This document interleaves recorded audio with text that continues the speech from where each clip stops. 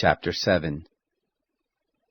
When the Lord your God shall bring you into the land where you go to possess it, and shall cast out many nations before you, the Hittite, and the Girgashite, and the Amorite, and the Canaanite, and the Perizzite, and the Hivite, and the Jebusite, 7 nations, greater and mightier than you. And when the Lord your God shall deliver them up before you, and you shall strike them, then you shall utterly destroy them.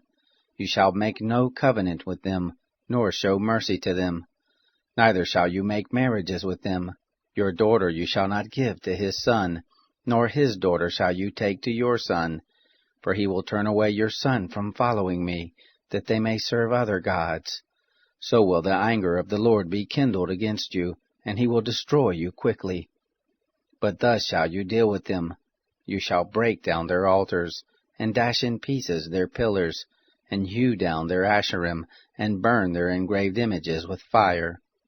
For you are a holy people to the Lord your God.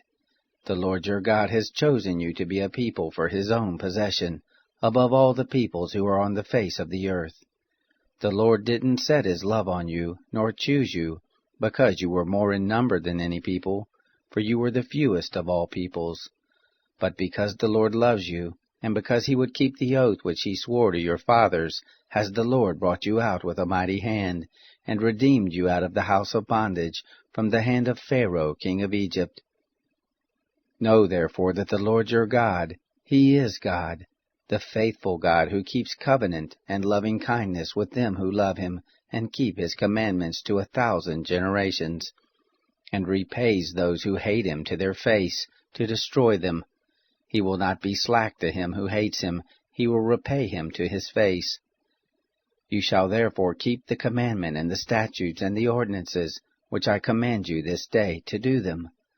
It shall happen, because you listen to these ordinances and keep them and do them, that the Lord your God will keep with you the covenant and the loving kindness which he swore to your fathers, and he will love you, and bless you, and multiply you.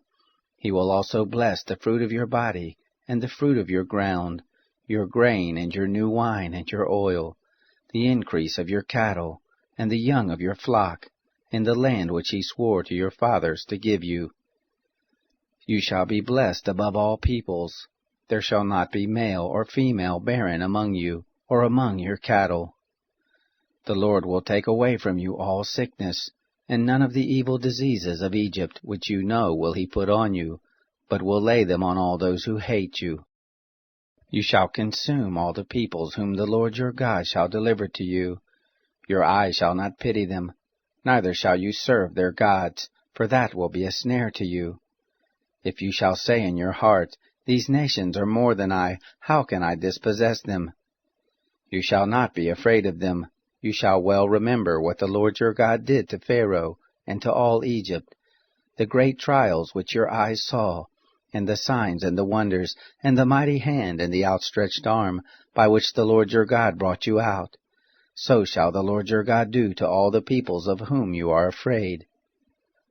Moreover, the Lord your God will send the hornet among them, until those who are left hide themselves, and perish from before you. You shall not be scared of them, for the Lord your God is in the midst of you, a great and awesome God. The Lord your God will cast out those nations before you little by little. You may not consume them at once, lest the animals of the field increase on you. But the Lord your God will deliver them up before you, and will confuse them with a great confusion until they be destroyed.